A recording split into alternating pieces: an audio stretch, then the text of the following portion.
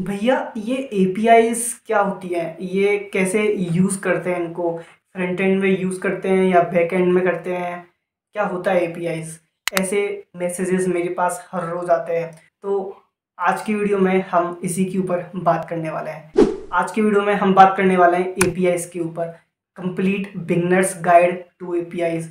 So if you are a web developer या फिर आप अपनी वेब डेवलपमेंट की जर्नी स्टार्ट करने वाले हो, तो APIs is one of the most important concept जो आपको अच्छे से आना ही चाहिए। You can't skip, right? आपको ये सीखना ही पड़ेगा और अच्छे से सीखना पड़ेगा, बिकॉज ये आपको यूज़ करना ही करना है। जब आप इंडस्ट्री लेवल एप्लीकेशंस बिल्ड करने जाओगे, वहाँ पे एपीआईज का एक काफ़ी बड़ा रोल होता है, काफ़ी इंपॉर्टेंट रोल होता है। डेट्स वाई एपीआई सीखना इज़ वेरी वेरी इंपॉर्टेंट। सो आपको चीज़ें काफ़ी अच्छे से समझ आएंगी एंड काफ़ी मज़ा आएगा। So make sure to watch complete video. So ज़्यादा टाइम वेस्ट नहीं करते, let's get into the video.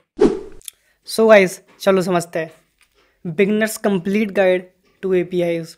ठीक है, तो अभी हम स्टेप बाय स्टेप एक एक करके समझते हैं एपीआई क्या होती है और कैसे काम करती है। ठीक है, सबसे पहले है what is an API. API क्या होती है? N API application programming interface, that's the full form of API, application programming interface. ठीक है, is a set of rules that allows one software application to communicate with another. It defines how the request should be made, what data should be sent and how the response will look. ठीक है, तो API basically एक set of rules होता है जिसके अंदर कुछ कुछ कोड लिखा होता है। ठीक है, कुछ सेट ऑफ रूल्स होते हैं जिससे हम एक एप्लीकेशन से किसी दूसरे एप्लीकेशन में कम्युनिकेट करते हैं। अब हम कैसे कम्युनिकेट कर रहे हैं वो डिपेंड करता है। हम कुछ डेटा सेंड कर रहे हैं या फिर हम कुछ डेटा ले रहे हैं या फिर हम कुछ भी रेस्पॉन्स वगैरह सेट कर रहे हैं, वो हमारे ऊपर डिपेंड है कि हमारी क्या रिक्वायरमेंट्स हैं। बट एपीआई का सिंपल सा मतलब ये है, कुछ सेट ऑफ रूल्स होते हैं जिनकी हेल्प से हम एक एप्लीकेशन एक दूसरी एप्लीकेशन के साथ कम्युनिकेट करती है। ठीक है, या फिर हम ये भी बोल सकते हैं कि एक यूज़र और एक सर्वर के बीच में बात करवाने के लिए भी हम एपीआई का यूज़ करते हैं। वो कैसे, अभी हम एक रियल लाइफ एग्जांपल से समझते हैं। ठीक है, real life analogy, imagine you are in restaurant, you user want food. तो हमें यूज़र और हमको चाहिए खाना। ठीक है, अगला है menu, list of dishes you can order, मतलब एपीआई एंड पॉइंट्स। अगला है वेटर, वेटर है takes your order to the kitchen and brings the food back. ठीक है, अगला है kitchen, prepares the dish you asked for. ठीक है, अब देखो यहाँ पे क्या है, जो हम खाना खाने आए हैं मतलब हमें यूज़र, तो हमको कुछ चाहिए। ठीक है, कुछ फूड चाहिए एंड वो फूड हमें मेन्यू के अंदर ऑर्डर करना है। ठीक है, तो जो हमारी मेन्यू है ना, वो है हमारी एपीआई एंड पॉइंट्स, जिसके थ्रू हम ये बताएंगे कि हमको क्या चीज़ चाहिए उस एपीआई के थ्रू। ठीक है, अगला है वेटर, वेटर है हमारी एपीआई जो कि हमारे लिए खाना लेकर के आएगी। जो भी डिश हमने बोली है वो डिश हमारे लिए लेकर के आएगी। एंड कहाँ से लेके आएगी? सर्वर से, राइट? तो वही चीज़ मैंने बोली कि एक सर्वर और एक यूज़र के बीच में जो कम्युनिकेशन होता है ना, उसमें हमारी एपीआई काम आती है, राइट? मुझे कुछ चाहिए सर्वर से, तो एपीआई को मैं बताऊंगा, एपीआई सर्वर के पास जाएगी, वहाँ से जो भी डेटा मेरे को चाहिए था वो डेटा वहाँ से लेगी और वो डेटा मेरे पास मेरे को लाके देगी, राइट? तो मुझे कोई भी डेटा अगर चाहिए किसी भी वेबसाइट से या फिर किसी भी एप्लीकेशन से, तो वो मेरे लिए एपीआई वो डेटा मेरे लिए सर्वर से कलेक्ट करके लेकर के आएगी, राइट? सो सिंपल सा यही मतलब होता है एपीआई का। API is a waiter, right? जो कि आपको जो भी रिक्वायरमेंट्स हैं उसके अकॉर्डिंग आपके लिए वही चीज़ आपको ला करके दे दी जाएगी, right? That's why API is very very important and API is the middleman between user and a server। लेकिन भैया हमें API की नीड ही क्यों पड़ी? क्योंकि मुझे एक बात बताओ, तुम अगर किसी रेस्टोरेंट में खाना खाने गए हो तो क्या तुम सीधे जो उनकी किचन है वहाँ पे जाके फूड ऑर्डर करते हो या फिर पेटर के थ्रू करते हो? एंड सेम थिंग तुम सीधे किसी भी ऐप के सर्वर को एक्सेस नहीं कर सकते हो। तुमको जो भी चाहिए डेटा तुम एपीआई को बताओगे और एपीआई तुम्हें वो डेटा वहाँ से सिर्फ वही डेटा ला करके देगी, ठीक है। So that's why API is very very important. अब नेक्स्ट देखते हैं। नेक्स्ट है why do we need APIs. सबसे पहले reusability. Instead of building everything from scratch you can use existing services, ठीक है। तो आपको हर एक फीचर बार बार बिल्ड करने की नीड नहीं है। आप एक बार कोई एक फीचर बिल्ड कर लो एंड उसकी आप एपीआई बना दो, तो आप उस एपीआई को जहाँ मर्जी वहाँ यूज़ कर लो, आप उस फीचर को ना फिर यूज़ कर पाओगे, राइट। एंड ऐसा हम मोस्टली करते हैं, लाइक हम जैसे मैप्स का यूज़ करते हैं, गूगल मैप्स का, तो हमें गूगल मैप के लिए पूरा कोड नहीं करना पड़ता, हमको सिर्फ उसकी एपीआई यूज़ करनी पड़ती है एंड हम अपनी वेबसाइट में मैप्स को इंटीग्रेट कर पाते हैं, राइट। तो इसका मतलब है हम रीयूजेबिलिटी कर रहे हैं and that's a very good thing. Next है integration. Different apps and services can work together. अब सपोज आप कोई एप्लीकेशन बिल्ड कर रहे हो एंड आपको कोई फीचर अपने एप्लीकेशन में ऐड करना है। सपोज आपको गूगल मैप्स ही ऐड करते हैं, तो अब आपको खुद से पूरा कोड करके एंड वो मैप क्रिएट करने की नीड नहीं है। आपको सिर्फ गूगल मैप की एपीआई यूज़ करनी है एंड आप फ्री में गूगल मैप्स को अपने एप्लीकेशन के अंदर इंटीग्रेट कर पाओगे। सो डेट्स वाई हम एपीआई की हेल्प से इंटीग्रेशन भी काफ़ी इजीली कर पाते हैं, ठीक है। नेक्स्ट है security. Sensitive details like database passwords are hidden from the public, ठीक है। तो कोई भी इम्पोर्टेंट डेटा है जो आप पब्लिकली शो नहीं करना चाहते, तो वो भी हम एपीआई की हेल्प से उन्हें सिक्योर कर सकते हैं। हम ये एक्सेस दे सकते हैं कि कौन सी चीज़ एपीआई एक्सेस कर सकती है और कौन सी चीज़ नहीं कर सकती है। अगला है scalability. APIs make it easier to add new features without rewriting code. ये मैंने आपको ऑलरेडी बता दिया है, ठीक है। एपीआई का हेल्प करके हम कोई भी एक फीचर एक बार बना लें, फिर उसकी एपीआई कर लें क्रिएट, तो we can use it multiple times, right.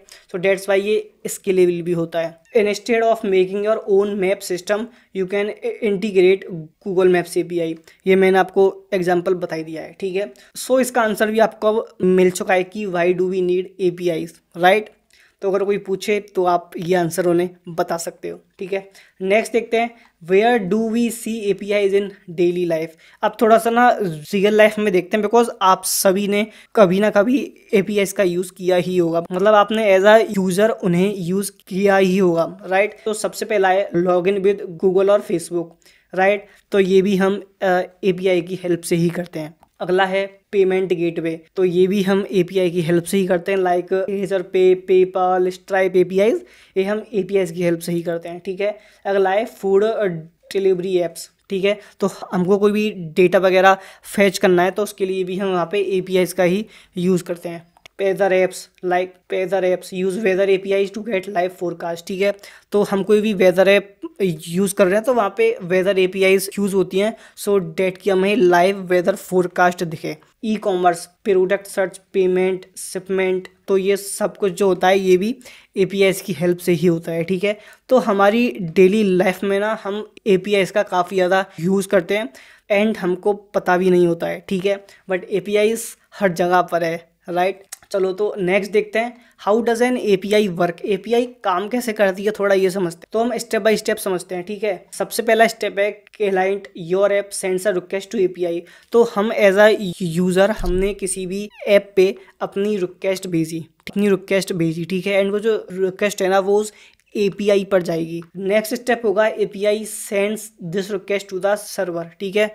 अब जो रिक्वेस्ट हमने एपीआई को भेजी वो रिक्वेस्ट उसने सर्वर के लिए भेज दी, ठीक है, कि भाई साहब इनको ये चीज़ें चाहिए। नेक्स्ट है server processes the request and फेचेस the data. जो भी रिक्वेस्ट हमने की है उसके अकॉर्डिंग सर्वर जो है वो जो भी डेटा है वो फैच करके वो जो डेटा है उसको फैच करके एपीआई को वापस दे देगा। नेक्स्ट है API sends the response back to your app.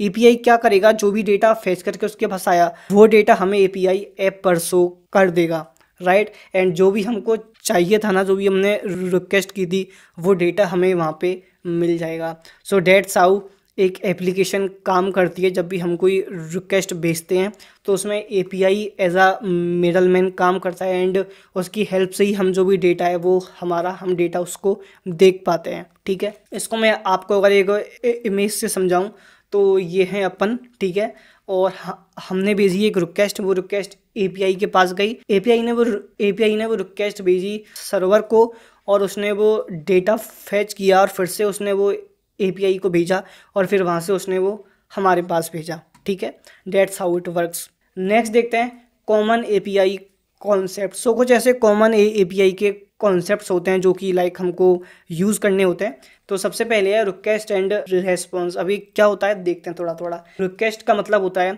The information you send to the API.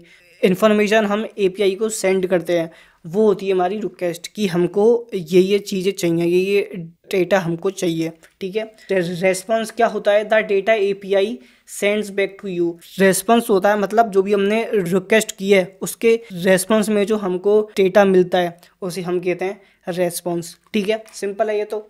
Next देखते हैं एंड पॉइंट क्या होता है। A specific URL where an API can access resources. ठीक है, तो एक स्पेसिफिक यूआरएल होता है जहाँ पे की जो भी एपीआई होती है ना, जो भी हमको रिसोर्स एक्सेस करना होता है, ये उसका एक स्पेसिफिक यूआरएल होता है। ठीक है, जैसे सपोज मेरे को लॉगिन करना है तो लॉगिन की एक अलग से एपीआई होगी। ठीक है, उसका एक अलग से एपीआई एंड पॉइंट होगा। ठीक है, मेरे को साइन अप करना है, उसकी एक अलग एपीआई होगी। ठीक है, तो उन दोनों की ना अलग अलग एपीआई एंड पॉइंट्स होंगे। ठीक है, एग्जांपल के लिए जैसे सपोज आप देखो यहाँ पे एक एपीआई लिखी है, तो यहाँ पे एक यूआरएल है https://openweathermap.org/data/2.5/weather। ठीक है, एंड इसके बाद यहाँ पे कुछ चीज़ें लिखी हुई हैं। ठीक है, अब यहाँ पे देखो, यहाँ पे लिखा हुआ है here/data/2.5/weather is the and point. मतलब एंड पॉइंट का मतलब है कि यहाँ तक जो है ना, यहाँ तक ये यूआरएल सेम है। ठीक है, इतना जो यूआरएल है ना वो हमारे ऐप का सेम है। इसके बाद हमको रिक्वायरमेंट के हिसाब से जो भी चेंजेस करने हैं अपनी एपीआई के अंदर, जो भी हमको रिक्वेस्ट हमने दी है उसके अकॉर्डिंग हमको जो भी चेंजेस करने हैं वो हमको इस वाले पार्ट में करना है। सपोज अभी यहाँ पे लिखा है कि मेरे को लंदन का वेदर दिखाओ। ठीक है, तो सपोज मुझे अगर ये हटा के और मुझे डालना है दिल्ली का मैप, वो वेदर दिखाओ, तो मुझे यहाँ पे इसे चेंज करना पड़ेगा। और ये जो मेरी एपीआई की है ये तो सेम होनी है। ठीक है, और यहाँ पे मेरे को डालनी होगी अपनी एपीआई की। जो भी मैं एप्लीकेशन यूज़ कर रहा हूँ उसकी मुझे एक एपीआई की मिलेगी, वो मेरे को यहाँ पे डालनी पड़ेगी। और यहाँ पे मेरे को सिटी वगैरह चेंज करनी है, वो मैं यहाँ पे चेंज करूँगा। बट ये जो अपना इतना यूआरएल है ये अपना सेम ही रहेगा इस एप्लीकेशन के लिए। ठीक है, तो ये होता है हमारा एपीआई एंड पॉइंट। ठीक है, नेक्स्ट देखते हैं एचटीटीपी मेथड्स। तो कुछ एचटीटीपी मेथड्स होते हैं जैसे कि get, post, put, patch, delete. तो जो गेट होता है इसमें हम जो भी डेटा है उसे रिट्रीव करते हैं। ठीक है, पोस्ट में हम न्यू डेटा भेजते हैं, पुट या फिर पैच में हम कोई भी डेटा है पहले से ही जो है उसे हम अपडेट करते हैं। ठीक है, एंड डिलीट का तो मतलब आपको पता ही है। ठीक है, जो भी डेटा है उसे रिमूव करना। तो हम इसको एक एग्जांपल से समझें तो get/यूजर्स, इसका मतलब है फैच ऑल यूजर्स, हम डेटा ले रहे हैं। ठीक है, post/यूजर्स एड अ न्यू यूज़र, मतलब हम कोई भी नई रिक्वेस्ट उसको दे रहे हैं, कोई नया यूज़र वहाँ पे ऐड कर रहे हैं। ठीक है, तो कुछ जैसे ये एचटीटीपी मेथड्स होते हैं। ठीक है, इसके बारे में मैंने काफ़ी डेप्थ में बात की है। पोस्टमैन वाला जो कोर्स मैंने डाला हुआ है वीडियो, उसमें मैंने बात की है, उसमें यहाँ पे ऊपर आई बटन पे डाल दूंगा उस वीडियो को, आप जाके देख लेना। उसमें भी मैंने पोस्टमैन के अंदर एपीआई की टेस्टिंग कैसे करनी होती है उसके बारे में बात की है, तो वो भी आपको काफ़ी ज़्यादा अच्छे से समझ आएगा, एंड वो इम्पोर्टेंट भी है। नेक्स्ट है पैरामीटर्स। ठीक है, तो extra details you send in a request. जब आप कोई भी रिक्वेस्ट भेजते हो तो उसमें आप क्या क्या डेटा भेज रहे हो, क्या क्या डिटेल्स आप भेज रहे हो, उसे हम कहते हैं पैरामीटर्स। ठीक है, तो जैसे अगर एग्जाम्पल से समझे तो यहाँ पे है पाथ पैरामीटर्स, मतलब जो हमारा यूआरएल है ना, जो हमारा पाथ है उसमें ही हम अपनी डिटेल सेंड कर रहे हैं कि मेरे को स्लैश यूजर्स स्लैश 1 वाला जो वो है ना डेटा, वो मेरे को फेच करके ला के दो। इसका मतलब जिसकी आईडी 1 होगी ना, जिस यूज़र की आईडी 1 है, सिर्फ उसका डेटा मेरे को यहाँ पे फेच करके ला के दो, ठीक है। तो इन्हें हम कहते हैं पैरामीटर्स। और एक होते हैं हमारे पैरामीटर्स जिसमें कि हम कोई भी कंडीशन देते हैं, जैसे कि यहाँ पे हमने दिया है slash users question mark age equal to 25। तो जिनकी एज 25 है ना, सिर्फ उनका जो डेटा है वो मेरे को यहाँ पे फेच करके ला के दो। सो ये होते हैं हमारे पैरामीटर्स, ठीक है। नेक्स्ट है JSON। Most API send data in JSON format. So जो भी हमारी APIs होती है ना, मोस्टली जो भी डेटा होता है उसे JSON के फॉर्मेट में हमको सेंड करती हैं, ठीक है।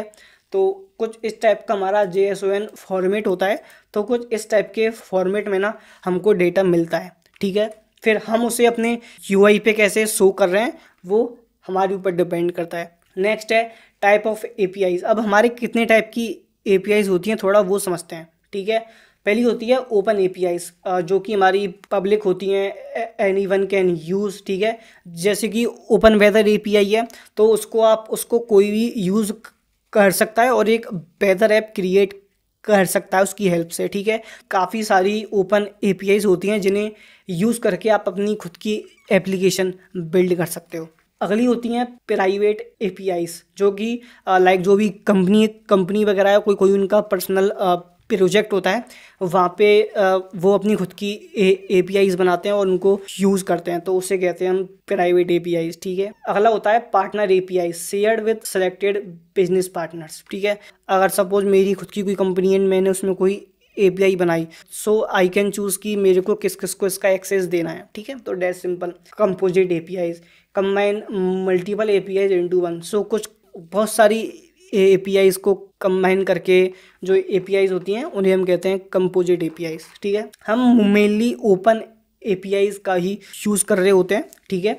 एंड जब हम किसी भी कंपनी के अंदर जॉब करने जाते हैं, वहाँ पे हम प्राइवेट APIs का यूज़ करते हैं, डेट्स इट। तो यहाँ पे कुछ मैंने रियल वर्ल्ड APIs के एग्जांपल्स लिखे हैं, वो आप देख ही लेना, ठीक है। जैसे कि Google map API, open weather API, Stripe API, YouTube data API, ठीक है। तो काफ़ी सारे होते हैं, सिंपल है, ठीक है। सो आपको अगर जावा स्क्रिप्ट के अंदर APIs को कॉल करना है, तो उसके लिए मैंने यहाँ पर सिंपल सा एक आपको कोड करके यहाँ पे दिखाया हुआ है कि आपको अगर APIs को फेच करना होता है तो वो कैसे करते हैं, ठीक है।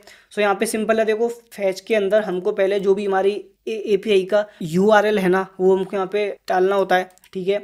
उसके बाद हम करते हैं डॉट, देन उसके अंदर हम रेस्पॉन्स सेट करते हैं, response.json। एज आई सेड कि मैंने आपको ये बताया कि जो भी हमको रेस्पॉन्स मिलता है वो हमको JSON में ही मिलता है। सो डेट्स वाई यहाँ पे हम सेट करते हैं response.json, ठीक है। इसके बाद हमको जो भी अपना डेटा है वो हमको सेंड करना होता है, तो हम करते हैं डेटा के अंदर console.log एंड हमको जिस भी फॉर्मेट में डेटा को शो करना है हम वो यहाँ पे शो करते हैं, ठीक है।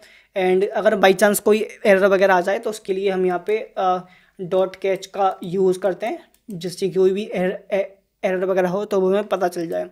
सो बहुत सिंपल है, कुछ इस टाइप से हम एक API को फैच करते हैं, ठीक है, वेरी सिंपल। इसके बाद ठीक है, एंड यहाँ पे जो भी इसका वो है ना फ्लो, वो मैंने यहाँ पे लिखा हुआ है। लाइक सबसे पहले send a get request to the joke API, तो पहले हम एक गेट रिक्वेस्ट भेजते हैं इस जोक API को, ठीक है।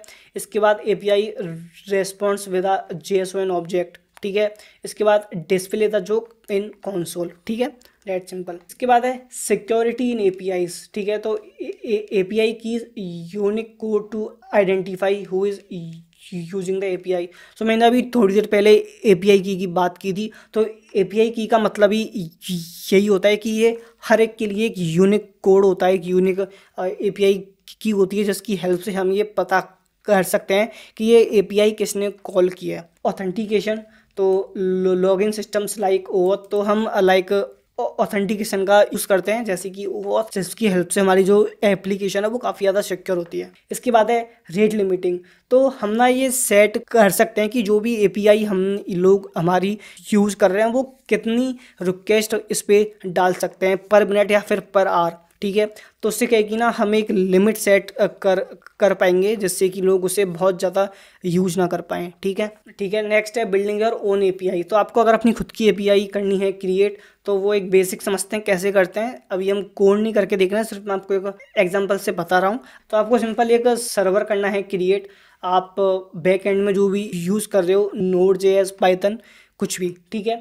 फिर आपको राउट्स करने हैं डिफाइन, मतलब आपको एंड पॉइंट करने हैं डिफाइन कि आपको कौन कौन सी एपीआई चाहिए। आपको लॉगिन के लिए चाहिए, आप साइन अप के लिए चाहिए, आपको यूजर्स के लिए चाहिए, कौन कौन सी एपीआई चाहिए, वो आपके यहाँ पे एंड पॉइंट इसके फाइनल करने हैं, ठीक है। इसके बाद है डिसाइड डेटा फॉर्मेट, जो कि हम JSON ही करते हैं, ठीक है। इसके बाद है सेंड और रिसीव रिक्वेस्ट, ठीक है, सिंपल है। तो अगर इसको हम एग्जांपल से समझें, तो यहाँ पे हमने नोड या सेंड एक्सप्रेस JS का यूज़ किया है। तो हमने लिखा कॉन्स्ट एक्सप्रेस रिक्वायर एक्सप्रेस, तो हमने यहाँ पे सबसे पहले जो हमारा एक्सप्रेस है उसको यहाँ पे लिख लिया, ठीक है। इसके बाद हमने किया app dot gate hello request response dot JSON, message में हमने डाल दिया हेलो वर्ल्ड, ठीक है। फिर हमने कर दिया ऐप डॉट लिसन एंड हमने यहाँ पे कॉन्सोल डॉट लॉग कर लिया, ठीक है। तो कुछ इस टाइप से हम अपनी APIs को डिफाइन करते हैं, ठीक है। तो अगर लास्ट में देखें समरी की हमने क्या क्या सीखा API के बारे में, तो सबसे पहले तो API एक मिडल मैन की तरह काम करता है, ठीक है। और हम इसकी हेल्प से कोई भी दो एप्लीकेशन के बीच में कम्युनिकेट कर सकते हैं, ठीक है। ठीक है, और यही सारी चीज़ें हमने आज API के अंदर समझी हैं। सो या डेट्स इट। आई होप आपको API के बारे में काफ़ी अच्छे से समझ में आया होगा। एंड मैंने जो भी बेसिक था ना वो सब कुछ आपको बता दिया कि API क्या होती है, कैसे काम करती है, इम्पोर्टेंट क्यों है, हम क्यों इसे करते हैं यूज़, कौन कौन सी टाइप की APIs होती है, कैसे हमको API खुद की अगर करनी हो क्रिएट तो वो कैसे करते हैं। तो वो सारी चीज़ें मैंने आपको बता दी हैं। एंड आई होप अब आपको API के बारे में कोई भी डाउट नहीं होगा। स्टिल अगर आपके पास कोई भी डाउट है सो कमेंट करके you can ask. So yeah guys that's it in the video. I hope आपको मज़ा आया होगा। सो मिलते हैं नेक्स्ट वीडियो में। Till then keep learning and keep upgrading yourself. Thanks for watching.